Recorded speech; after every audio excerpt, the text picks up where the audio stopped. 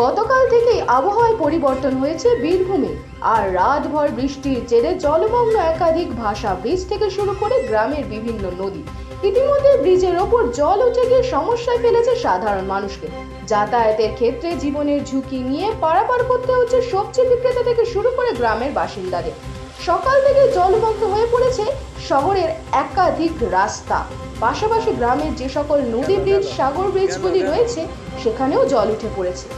শিউরির লোবাগান এলাকার ভাসা ব্রিজে জল উঠে যাওয়ায় সমস্যা হচ্ছে গ্রামের বাসিন্দাদের যাতায়াতের ক্ষেত্রে।